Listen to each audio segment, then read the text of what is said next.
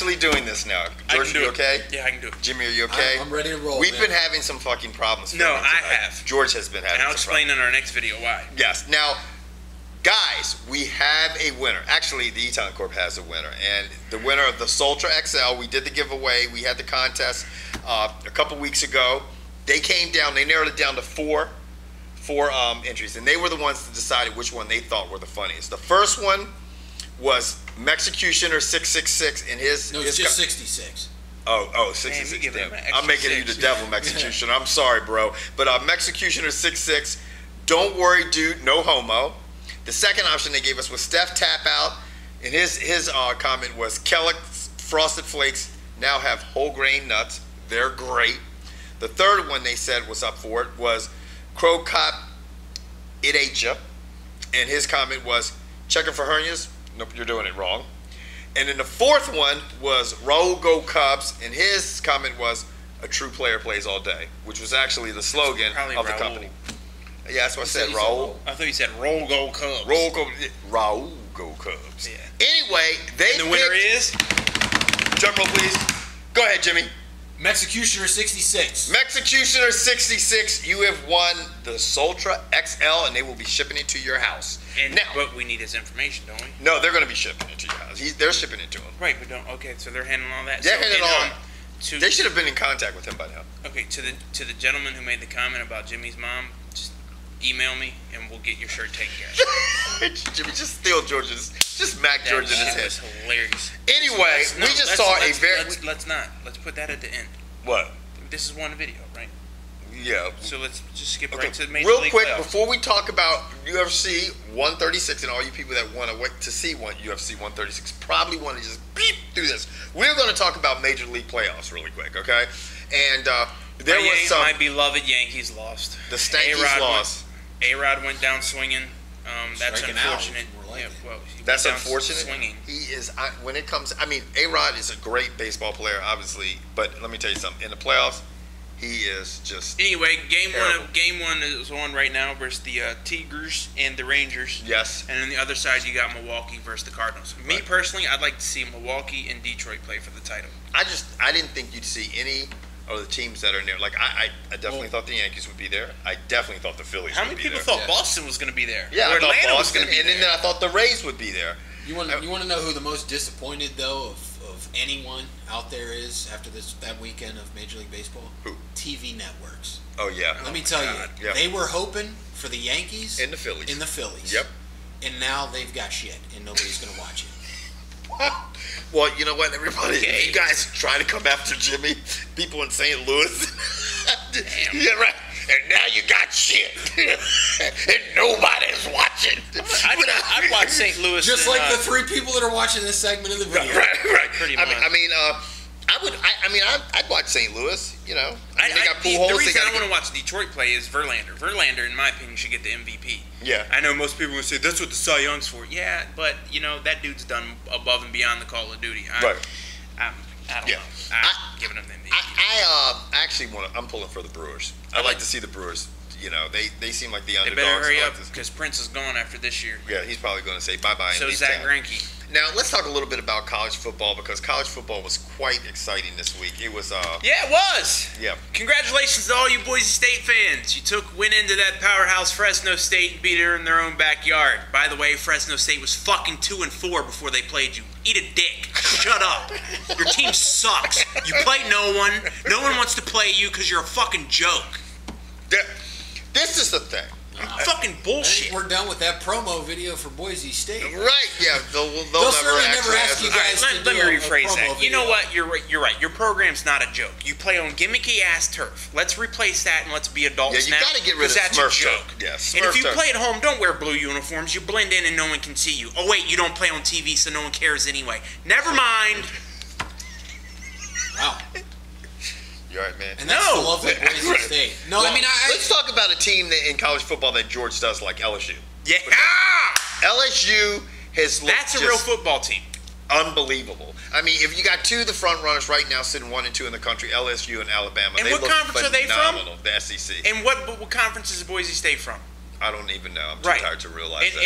And the other team that's ranked that's in Boise State. They're in a high school conference. Oh wait, that's right. Boise State's the only team in its own conference that's ranked because they play in such a powerhouse conference. They have a good program. That's the one thing but the problem is, and like we talked about last week, it's just Boise State is good because they're good because they have a good program. No, I'm not. But the problem is if you put them in the SEC, okay, even if you put them in the Big Ten or the ACC, they would drop 3 every year. And that's just my feelings on it, and all you Boise State fans could probably argue different. But it's a different level of football. I mean, it's a different class. Yeah. And for all you people who watched the episode when Kevin said, what really gets my blood boiling, to be honest, dude, it's Boise State. It truly is. I don't give a rat's ass enough about NASCAR, dude. 3 NASCAR drivers could walk in this house, and I couldn't tell you who the fuck they were. But let me tell you. Beers with them. Probably. Yeah. Boise State gets under my skin because I'm tired, because when they lose a game or when they get left out of the national championship this year like they should, they're gonna whine and complain, yeah, we get left out because you don't play anyone and you don't have no right to be there any damn way. Yeah. Go to a real conference. When you had an opportunity to switch conferences, why didn't you go to the SEC? Why didn't you go to the Pac-10? I mean, it's bullshit. It's boring. It is. It's boring. Now, let's talk about some good college football teams. LSU has to play Alabama. That right there, that game is going to decide one of the teams who's going to play for the national title. Those teams are sitting at 1 and 2. I actually, personally, right now, I'm so sick of the SEC has won the national championship, the last 5 years in a row? It's ridiculous. I'm so sick of it. I was really hoping that someone like maybe Clemson, Stanford, or whatever. Jesus, hey, let me tell you something. No, hold on. Clemson, until today, because their quarterback went down, beat Auburn handedly. And they looked good. They've gone through everybody. Now they're in trouble because their quarterback, their QB, went down. But they were moving up. Another thing everybody keeps forgetting about is Stanford is still undefeated. And they got the best fucking college player in football right now. They still got to beat Oregon. Right. They still got to beat Oregon. It was one other team. Let's scroll down through here. Oklahoma. Put it on Texas's ass. Oklahoma's got the best shot out of the Big 12 to sneak into the Big. Oklahoma's going to fill in when Alabama or LSU drops. They play in November. Whoever loses that game is probably going to end up playing Oklahoma if Oklahoma can manage to run the table. Now, I would have to say this: of all the teams that I think that are the surprise teams this year so far, San Diego State. San Diego State? No. I think Michigan's surprised. I didn't think Michigan would be 6-0 sitting right now, 2-0 in the Big Ten. It's because they don't have a quarterback. They have an athlete that plays quarterback. Athlete. Yeah, I mean, I'm just being serious. I'm not taking. That motherfucker could run like shit, man. Denard Robinson's a phenomenal athlete. He's not a quarterback. Right, he is. And if he goes to the NFL, I hope you don't pull a Tebow. Because let me tell you right now, Tebow could be a nasty split end. Yeah. He could be, not a split end, but like a tight end. Like, fuck Chris Cooley there. Does that help? He can play linebacker. Well, yeah, he's big enough, man. I mean, Denard Robinson is going to be a wide receiver in the NFL. Right. A small one at that. A small one, yeah. Look at Percy Harvin. I agree. Yeah, I mean, he could certainly. I mean, look at Sean Jackson. Jeez. Yeah. Nebraska came back and won. Nebraska came back and won. They were down, but the problem is that, and being a Cornhuskers fan, Nebraska has a lot of problems this year. Yeah. I mean, Ohio State is obviously a weak team this year. Good. They're not the Ohio State we've seen in the past. Nebraska has a lot of problems on defense, man. They're giving up a lot of points. You saw what the Badgers did to them last week. Badgers. Yeah, Badgers. If you guys haven't had a chance to see the Honey Badger video that's out on YouTube, it's quite hilarious. Anyway, we are going to get the fuck out of stuff, and we're going to talk about what everybody tuned in to watch today. How about a moment of silence? Yes. I'm sorry. That's for Al Davis, who was a huge... I thought it was for my penis because it died in his mom's mouth. It's for Al Davis, yes. Al Davis passed away yesterday at the age of... Was it this morning, actually? Today. Yeah, today, actually, this morning. No, actually this morning at the age of 82 and stuff. But in all seriousness, Al Davis was... he was a pioneer. He was a pioneer. He was there. That's what I was going to say. Like I was thinking, it's funny because a lot of people loved him, a lot of people hated him. And I mean, I'm not the one that's creating this. You know what I'm saying? It's just true. Right. You know what I'm saying? But I think he got to where he was because of that attitude. Right. You know what I'm saying? He was a straight fucking New York boy. Well, I mean, he definitely had things going through the 70s and 80s. It's just unfortunate that the last 5 to 10 years. That's probably what he's going to be remembered for. Yeah, and it has not been a good program. Well, the good thing, at least no one's died in his parking lot, like other things that are going on in that god-awful state. No, I know. Not the whole state, but, I mean... Yeah. But anyway, he will be missed in the NFL because he did a lot for the AFL and the merger and everything else. The wheelchair market just took a hit, too. Oh my God, this can't be happening to me. So did the tracksuit. Yeah, the all-white tracksuits. Who else is gonna be sporting an all-white tracksuit? I don't know, man. With motherfucking the librarian glasses with this. Al Davis could draft such shit because I'm telling you what, he would roll out sometimes in his press conference with the Captain Crunch joints. I mean, I thought he was ready to steal me some Captain Crunch. He had Evil Knievel outfit. He had all kinds of Michael Halloween Jackson 365. Anyway, UFC 136. Okay, you guys can say, all right, we're finally fucking here. Was it actually good? What did you think of the event? I thought it was good. I thought it was good, man. Jimmy listened to it on the radio.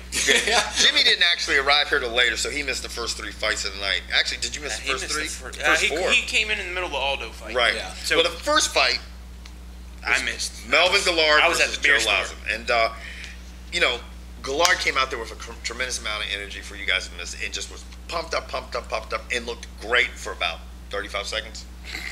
And then I heard, Joe caught him. Go ahead. I heard Melvin had a new tactic he was trying to implement in the ring, but they cut it off. The cast iron neck brace, so he wouldn't get choked out. He actually walked into the ring, and he had an iron turtleneck on that would prevent him from getting choked out. They said, remove it right now, Melvin. And he was a little bit upset about it, but he did remove it. Choked out. And he was immediately choked out. And that's how that fight ended. Now we're going to move on to the next fight. Okay? That was Leonard Garcia. It was the rematch with Leonard Garcia and Nam Phan. I like Nam Phan. Nam Phan's fun to watch. I like Leonard Garcia. Leonard Garcia was throwing from the third row. Those guys were fighting shit literally their asses off. I don't know how they managed to walk out of the ring because they had no ass because they fought that shit off. Dude, Nam Phan almost got crushed in the third. I mean, almost lost it in the third round. He really did. He almost gave up the fight in the third round. Jimmy didn't get a chance to see it, but he was winning handedly. And then he got caught. Got finished. He almost got finished. He got clipped, and then he was like, "Oh, I better back up." Yeah. And then he went back to what was working for him: head movement, pop, move, pop, move. So is this 1-1 between these two? It's 1-1, but I would have to say it was 2-0. I mean, because everybody who saw the first fight, do you think there'll be a third fight or not? They were talking about it at the end of the fight. They were talking about it. Nam Phan didn't see too impressed because in his mind he's thinking, he wants to move up. Yeah, you know, he's like, I don't want to fight this guy. I'm down with that. Yeah, I've really beat him twice. Now, this is when the stuff started getting good, okay? And anytime it wasn't comes out. Right, and you know, but it wasn't with him the fighting in the ring that was good because the shit was a hump fest. It was pretty boring if you ask me. And you know, somehow you guys out there who are wrestlers, I wrestled and stuff like this, I still think it's a boring fight. You know what I'm saying? It was just Chael Sonnen. Now that's not taking anything away from Chael Sonnen because he did exactly what he's supposed to do. He dissected. Yeah, he's strong. He dissected Brian Stann. He beat him on the ground and he dominated the fight. Chael Sonnen. Brian Stann's a big guy. Yeah, Chael Sonnen is no different than anyone else who has a something to fall back on. And Chael Sonnen's bread and butter is wrestling. Right. He took Brian Stann down at one moment in the first round. It looked like some old Randy Couture type shit because he had Stann up against the cage. He's doing this, little dirty boxing.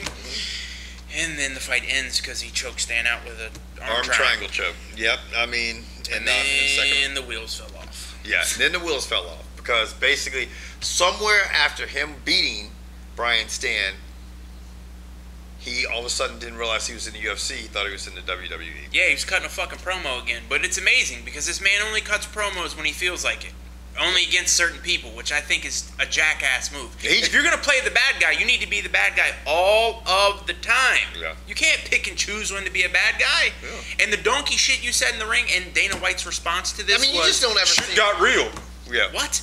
Dude, this guy's just seriously, in my opinion, he's making a mockery out of the brand you're building by standing in the ring and pulling a WWF move. And all you people who like Chael Sonnen, fine, you thought it was great, you thought it was funny, it's making a joke out of the brand that Dana White has worked so hard to build. Yeah. I mean, the thing about it is you come in the ring and you basically say, Anderson Silva, you suck. That doesn't work anymore. I mean, you're telling the best pound for pound fighter in the world that you suck. You know, I mean, I know he's trying to get people worked up and stuff like this. 2 weeks ago, you said, yeah, he's a good fighter. No shit. You think? Maybe he's got two personalities. I don't know, but to sit there and say that Anderson What do you Silva think, Jimmy? Do you think he has two personalities? I mean, I don't know. Who knows? I mean, he's an interesting guy. I'll say that. Well, he follows Jimmy up started his. to get life. Did you see that? I don't care. He followed up his fucking his Anderson Silva you suck comment by Super Bowl weekend. Let's have a rematch. Why? He already beat you. He didn't owe you shit. Right. You need to pass a piss test before and after you fight Anderson, in my opinion. But he goes on to say, well, if I beat Anderson Silva, you leave the weight class. Ooh. But if Anderson Silva beats him, he'll leave the UFC. If he did manage to beat Anderson Silva, then you would have to have a part 3 to it. You know, I mean, that's what I would have to think. Anyway, that goes on and on. You know, Chael Sonnen is great at promoting fights because he has definitely got a big unless he's fighting Brian Stann, and then he has nothing to say at all magically. He's kind of like Lex Luthor. It'd be like Lex Luthor coming up to Superman being like, "How you doing today, buddy?" And then just walking back and saying, "You're a fucking dick." Yeah. It's just all over the place. Anyway, let's move on to the Featherweight Championship bout between Jose Aldo and Kenny Florian. Now, our boy Rich sat in, was here, and he was just convinced that Kenny Florian was going to beat Jose Aldo. And it didn't happen, Captain. It didn't happen, man. Kenny Florian had round 1. I'll give you round 1, but I'm not giving you a round after that. I'm 100% with you. I don't know. Well, it looks like the judges agreed with you. Yeah, but there were people saying, I'm giving Florian 2 rounds, 3 rounds. I'm like, I don't know. You guys weren't watching the same fight I was watching. Joker Josh had Kenny Florian up 3-1, 4-1. What? No. How? On what? Wow. No. Dude, did anyone see the fucking 3-piece fucking leg kick? Ping, ping. That was the fight broadcasted differently overseas? It must be. Come on, Josh.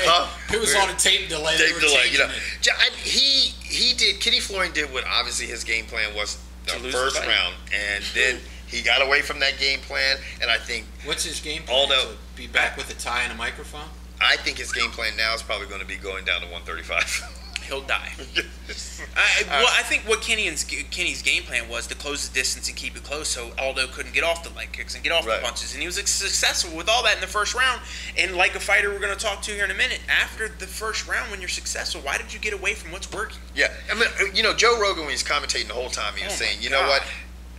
Florian was dictating a fight where Aldo was actually scared to throw a leg kick. He had not thrown a leg kick, I believe, the whole first round. And then once he started throwing the leg kicks, he started kind of dictating in the fight. He started making him fighting his fight. Right. And Florian got Florian out of dictating the pace of the fight and control the fight. If you didn't watch the fight and you just listened to Joe Rogan, you would have think Kenny Florian won that fight hands down. Well, yeah, he definitely. You know, he's a friend of his broadcasting partner. Yeah. Yeah. I didn't think about that. I mean, don't get me wrong. I like Kenny Florian. Yeah, so do I. I think he's an awesome fighter. He's very well spoken. He's a great representative for the UFC. Unfortunately, when it comes to fighting top level talent, he just can't get the job done. Right. Well, I mean, and he's tried it in multiple weight classes. Yes. He's kind of like Fitch. Yeah. I mean, you know what I'm saying? It's without the weight class moves. Yeah. But Fitch has more legitimate but in fairness, reason. though, at least to Fitch only has one nemesis that he hasn't been able to beat. And that's Kenny Florian has bounced around and hasn't beaten really. Yeah, that's a good point. Yeah, that's a really good point.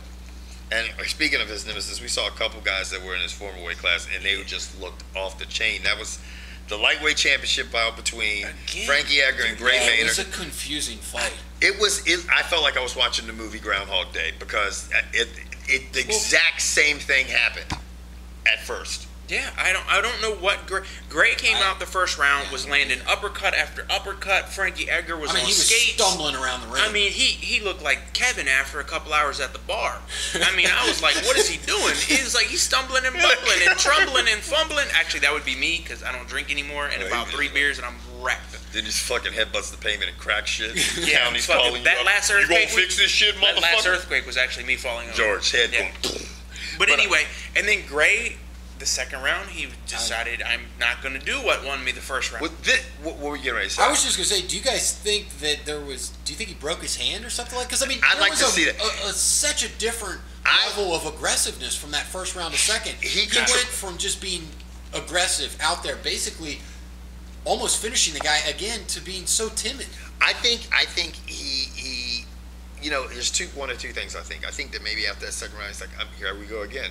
Yeah, I mean, this is a guy I can't finish. And I can imagine it's disheartening if you gave it for 2 fights. You've given the guy everything you have, and you can't finish him. You can't. That's got to be disheartening. But you would think that you would just keep trying, and you know what? Be like, look, I'm going to keep hitting him with everything I got, and if I get knocked out, so be it. Well, there is a flip side to that because I'm going to tell you what, Frankie Edgar, to me, has more heart than any fighter in the UFC, man.